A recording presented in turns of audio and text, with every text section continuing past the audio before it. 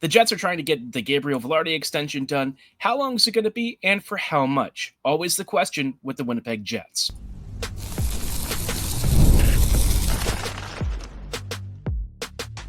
Your Locked On Jets, your daily podcast on the Winnipeg Jets, part of the Locked On Podcast Network, your team every day. Hey friends, and welcome to tonight's episode of Locked On Winnipeg Jets, part of the Locked On Podcast Network, your team every day. I'm your host, Harrison Lee, an avid Winnipeg Jets fan and an online blogger. You can follow me on Twitter at HLivingLoco and at LO_Winnipeg Jets. Thanks for making Locked On Jets your first listen of the day every day. If you like what you're hearing, be sure to like, follow, and subscribe on all of your favorite podcasting platforms and YouTube. Doing so, of course, is always free of charge and ensures you never miss another episode. Most of all, though, we just love and appreciate your support. Tonight's episode, we have a lot of business to talk about. Obviously, the Jets are trying to get their business in order ahead of July 1st, including a Gabriel Vilardi extension, which apparently is ongoing as we speak, and some big news just breaking now out of Utah. Seems like J.J. Peterka might be joining the Mammoth, which is going to impact what the Jets have to do after July 1st, especially with Ehlers still looming. So, lots to sort through. Of course, the draft is in just a couple of days. It's going to be a chaotic week, and I have to imagine that the Jets are going to be very active trying to do something because it just feels like the time is right for Winnipeg to make some kind of a move. Good, bad, we are going to find out. Before we dive into the first order of business, though, did want to let you know that today's episode is brought to you by FanDuel. New FanDuel customers can get $150 in bonus bets if your first $5 bet wins. Now, the Gabriel Vilardi extension has kind of been one that I've really been mulling over for the past couple of weeks. I don't think it's actually all that clear-cut what the Jets are going to do here. Winnipeg has kind of been in a strange holding pattern with a lot of guys. Obviously, the negotiations are always a bit of a lengthy process. It's not going to be fast. It'll take some time. But I think the Jets are kind of in a weird spot where after the Taves signing, it's really been pretty quiet around Winnipeg. We haven't heard a lot of news, no real rumors linking anyone. I think the Jets, for the most part, are trying to take care of and square away internal business with the expectation that post-July 1st, they have a lot of work to do. This is going to be a very difficult offseason, and I think if the Jets are not planning to be that active post-J1, they are in trouble. Like, this team actually needs to make some real changes to this roster, and it can't just be the Taves thing, right? So settling internal affairs, always important. And with Gabriel Vilardi's extension, I have to imagine that there's not going to be a lot of term on this one. Vilardi has missed a fair few games for the Jets, and it's usually not short, right? Like, he's missing 20-plus games at a time, and his injury history leads me to wonder, about his future availability. It's a little sad because I really, really do like Vilardi, and I think that in an alternate universe, had he stayed healthy, first off, he probably wouldn't be here now. He'd probably still be in LA, but maybe he would have had a different career trajectory. But we can just kind of see that with some of the injuries he's had, some of his ongoing issues, rumored to maybe be his back. It's been a little bit of a tricky process getting him at full strength throughout a lot of his time as a Jet. The best version of him, you've seen really crafty play around the net. You've seen great hand-eye coordination, excellent power moves when he's right around the goal line, all this stuff. And the worst version of him is that he gets pushed off the puck a little too easily because he can't pivot. You notice that he's less of an issue or less of a force at 5v5. And so it's hard to really know what version of him you're going to get, right? And I think with the Jets, I don't quite know how they view his performance. He's fantastic on the power play, not really as helpful elsewhere right now. And it feels like it takes somebody else on that top line to make that trio really click. That's not Vilardi. Vilardi has made some good progress there with that top line, but I wouldn't say it's been a fantastic performance. And the specter of his health just keeps me wondering, how long do the Jets really feel they can commit to Vilardi? For me, I kind of feel like this deal should top out at 4 years max. I don't really feel comfortable going beyond that, which really hurts to say because, again, I was a big fan of his. I thought, maybe we'd start to see him put together long enough seasons with enough performances where we're talking 6 or 7 years. Hasn't really happened that way, though. And with Vilardi not really being available for 20 plus games at a time, I just don't really know what it makes sense to do with him if you are intending to keep him in Winnipeg. I mean, he's a very good player, don't get me wrong, but I think you have to worry, the past couple of seasons if he's going to play a fair few for the Jets going forward. This past season was one of his healthiest, and he still missed a good chunk of like 11 games during the regular season, and then the playoffs he was kind of in and out, and you could sort of tell when he came back during the postseason he was not 100%. It just didn't really look all that great for him. The year prior, he didn't exactly play a ton of games for the Jets, just 47. And the numbers on paper look great. He's closer to a point per game than not. And you'd think, well, surely that means an easy extension. But I think that there are enough questions around what he's going to be going forward, especially with some of the mobility things that might be an issue for him. And it gives me some pause. I really like Vilardi. I think he's a very fun player. I do worry, right? And it's because he's had pretty significant injuries that have held him back for the past several years. And I feel uncomfortable with like a really, really long-term deal. If it's like a 4-year deal and you can get him at around $6 million, I think that's an acceptable risk. It also is a movable contract if things don't really go well. And I think another team would be willing to take a chance on him if the whole Jets thing doesn't work. He played enough games last season, and I think it would probably be enough evidence that he can at least stay healthy for most of the year. But again, that chunk where he missed time, which bled into the playoffs, it was hard for him to really be a force of impact in those series. So going to be an interesting one for the Jets. I think that this is not an easy question. I'm not really anticipating a very clear-cut contract here. I've seen projections for 5 years, 6 years. I think for me, though, I kind of settle on the term being shorter this time. I just think there's going to have to be a little more that we see out of Vilardi this coming season, which is funny to say about a dude who dropped 61 points in like 70-odd games. You don't really find many players like that. He was one of our more prolific finishers. And so for me to say that I have pause with him is pretty telling that the situation isn't really that easy and clear cut. So hopefully, once they get this deal done, he has a healthier season going forward. His time with the Jets has been promising. I think that you see some real sign of continued career growth, and I think that there's a real version of him that can be a great player for the Jets. I just don't know if he's going to make it the full way. And Winnipeg might have to kind of bear that in mind when they're handing out his next contract. So that's probably coming in the next couple of days. We'll have to see where it goes. If he doesn't sign, that's going to be a very intriguing post-July 1st date. Speaking of July 1st, though, that's also coming up, and a lot of moving parts are already happening. We have a couple of extensions that I'm pretty sure are going to be announced within a few days of each other, if not at the same time.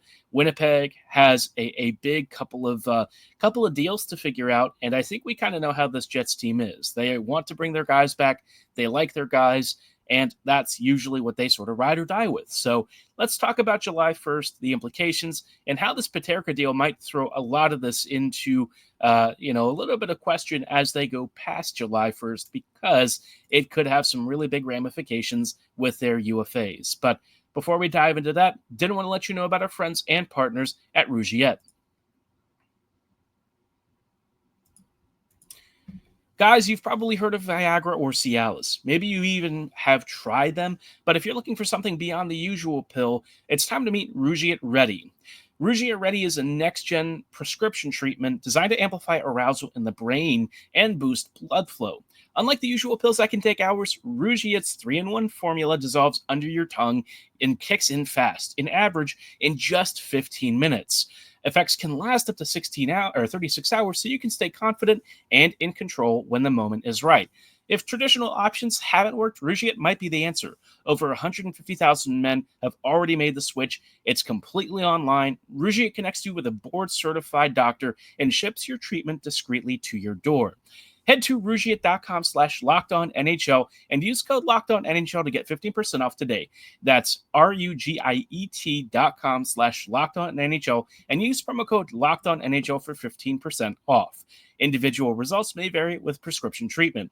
Compounded drugs are permitted to be prescribed under federal law, but are not FDA approved and do not undergo FDA safety, effectiveness, or manufacturing review. Please visit the Rugiet website for full safety information.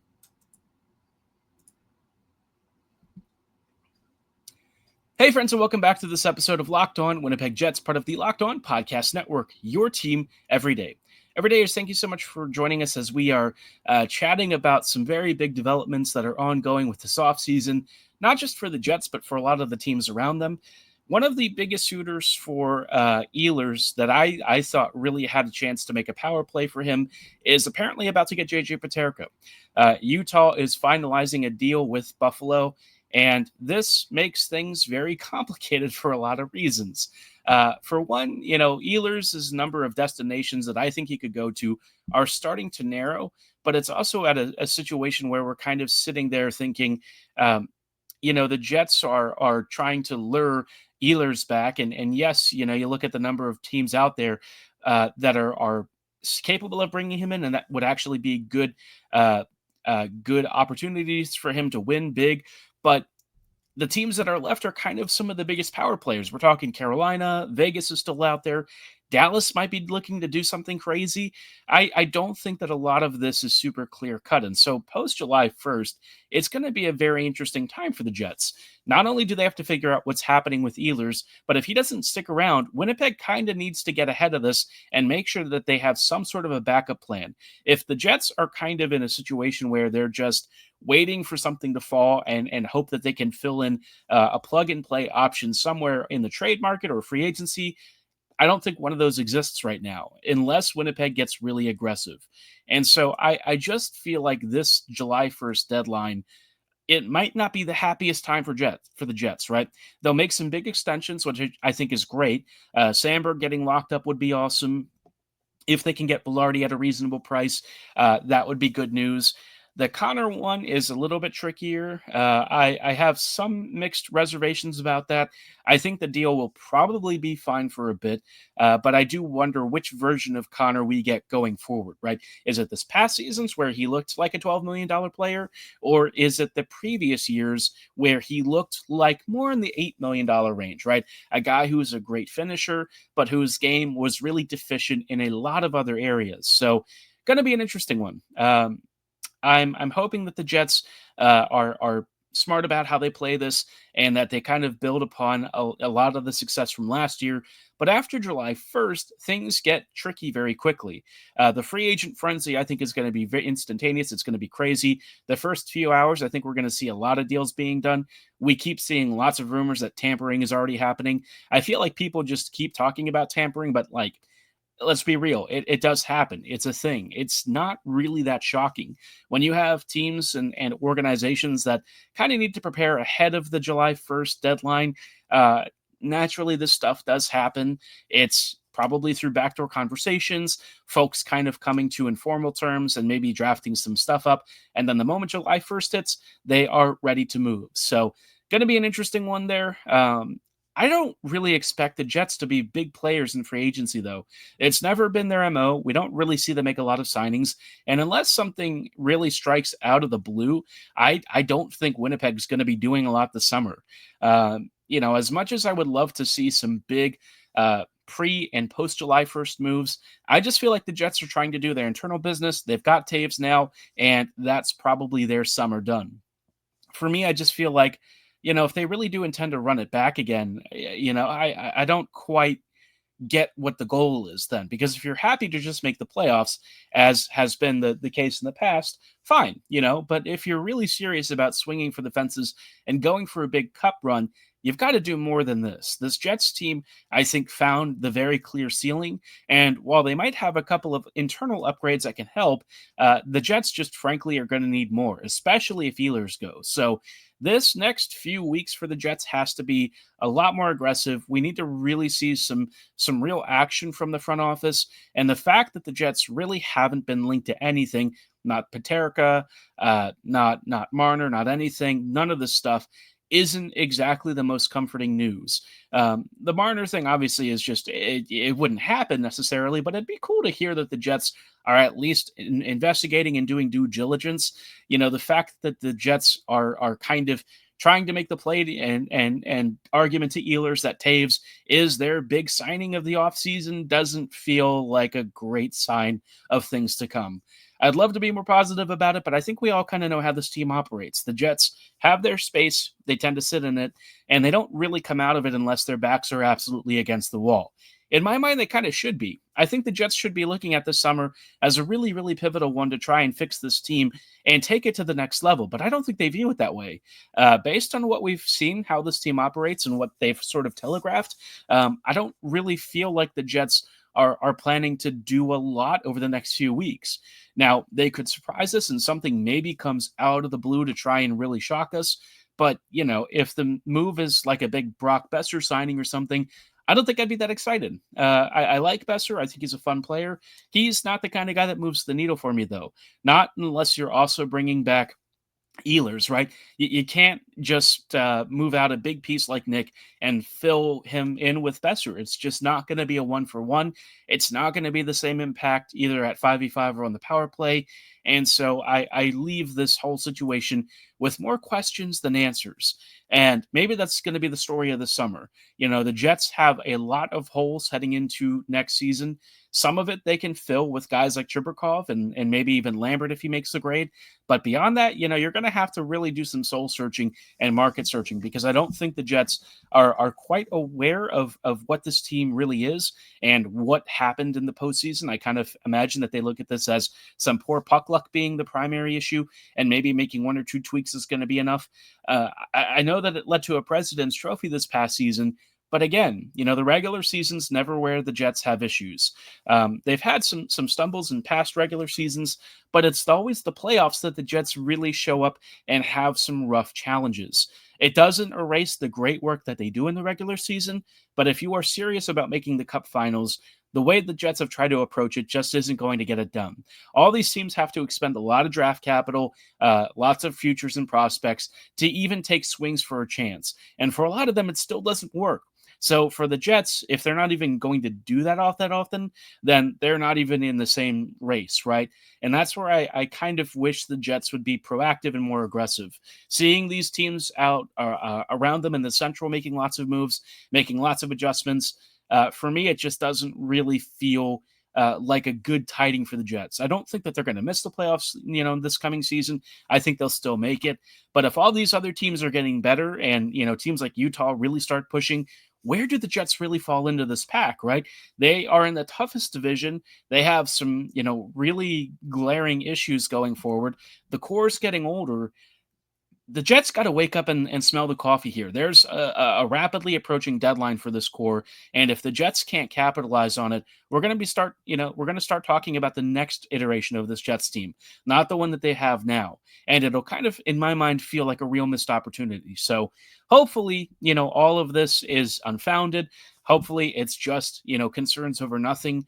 But given how the past, few months have gone and what the Jets have sort of telegraphed that they're up to right now, it's not looking like a super active summer, when I think this really has to be the summer of Chevy. If he doesn't do enough in the next couple of weeks, I think the Jets are going to have a really tough next season. They might be fine until the regular season, and all the way through, but you get to the playoffs and the kind of stuff that we saw where the Jets had real issues scoring goals and getting offensive support, especially when they had, maybe some leakier goaltending.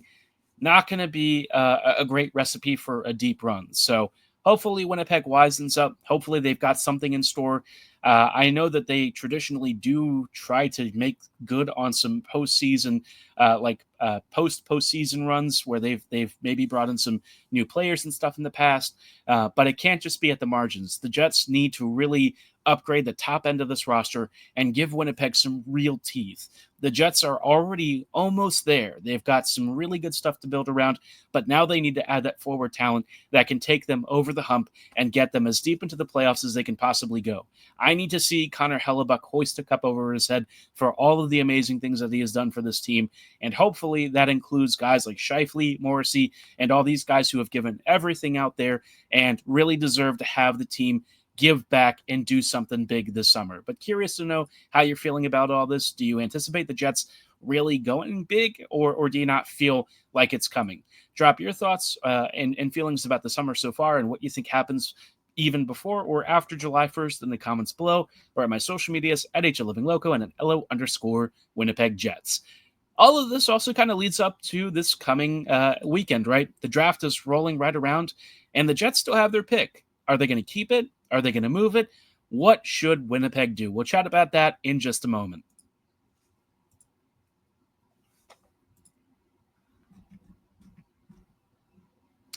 Hey, friends, and welcome back to this episode of Locked On Winnipeg Jets, part of the Locked On Podcast Network, your team every day. Every day, thank you so much for rejoining us in tonight's episode as we are talking about a lot of intriguing stuff with this upcoming offseason. The draft is just in a few days, and, I haven't really talked a lot about it, in part because where the Jets are kind of picking isn't going to be, I would say, the most exciting.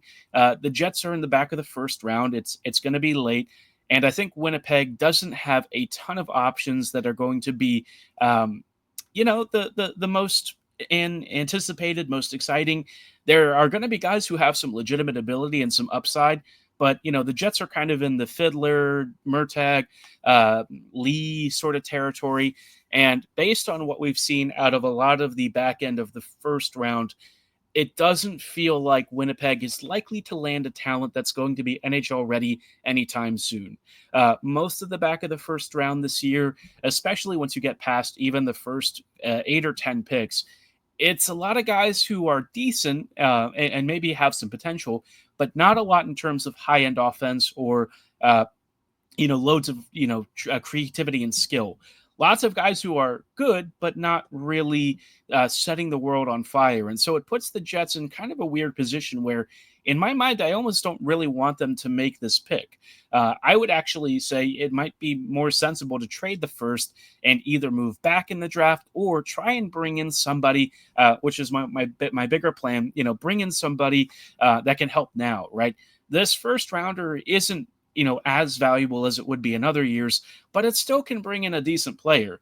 And unless somebody who is like a really big faller or a super underrated prospect is available where the Jets are picking, I just don't think Winnipeg should hang on to their first. I think this would be a draft that they don't really need to be a big player in. Later in the draft, I think you should use those picks and maybe try and squeeze out some value. But the higher ones, I don't really feel attached to it. Winnipeg, I think, would be better served using some of your higher draft capital to try and chase a roster player. Now, there aren't a lot of teams that are willing to move roster players for futures, and so this will probably necessitate a little more work around that. Maybe they make a trade with Barron in the first or something. Maybe they move Gustafsson. All these folks are looking to bring in talent as well. This is going to be a big buyer's offseason. So if you're a seller, you probably already have your phone ringing off the hooks. Right now, that's only Pittsburgh that's very clearly selling, but other teams, I'm sure, have to be getting calls about what they want to let go as they try to restructure and retool their team. So Winnipeg's kind of in a tough spot. If they do make a pick, you have a couple of options that might be available. Again, I wouldn't say that there's a lot of forward or defensive talent that's like very clear cut. Yes, if a Coots were to fall to you, I think you'd be pretty happy about that. But just how far some of these guys are likely to fall, it's harder to say, especially towards the late 20s, where Winnipeg is picking. I just don't know that there's going to be a ton available to them. And once you get into, maybe the Ravensburgen types where you're looking more at like a goalie for your future team or something, at that point, I just feel like the Jets already have a pretty stacked goalie pipeline. What they really need is higher end talent, right? And not much that we see towards this back end of the first is likely to be worth hanging on to your first. I'd much rather the Jets chase like maybe a Novak or something. Not that you'd pay a first for Novak, but the players of this caliber or even better, use that first, try and bring in some talent. Winnipeg needs help immediately. This team was, I think hitting the ceiling and wall towards the end of their playoff run against the Stars. I think we saw where the margins really mattered, and the Jets maybe just didn't quite have enough juice to make that extra 10% jump. But I think with this first, that might be able to get them in much better shooting distance. So hopefully Winnipeg does something interesting. This draft could be a little underrated in some ways because there's just been so much hate directed its way, but projecting it's been very difficult. And I think if you're Winnipeg, unless you really have a guy that you absolutely love, don't hang on to this lottery ticket. You saved all of this stuff at the trade deadline. Make your move now. Don't necessarily just go for the easy draft option. Go call, see what you can get. I bet you there's something out there that could improve Winnipeg in the immediate present rather than having to wait for another 3 or 4 years before any of these guys might have relevance in Winnipeg's system. Honestly, probably beyond that, 5 years, right? We all know that draft picks right now really aren't making positive impacts in the NHL all that quickly. It has gotten a lot harder to make the grade and actually get into NHL lineups. So this is going to be a fascinating next few days. Hopefully the Jets really put my fears to rest. They help, give us confidence going into the next season, because right now, so far, I don't feel great about it. I wish I did. I'd love to be really optimistic about a team that won the President's Trophy. But, again, my concern never really looks at the regular season anymore. It's always what happens in the playoffs where the Jets kind of get exposed. And I'm hoping beyond all hope that they have learned from that and they are ready to build on what is a pretty successful foundation.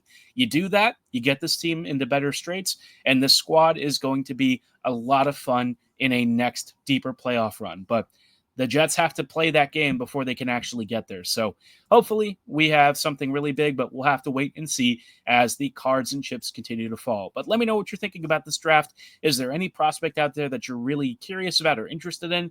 Drop your thoughts and comments below or at my social medias at HLLivingLoco and at LO_Winnipeg Jets. For tonight's episode, though, that's going to be all the time that we have.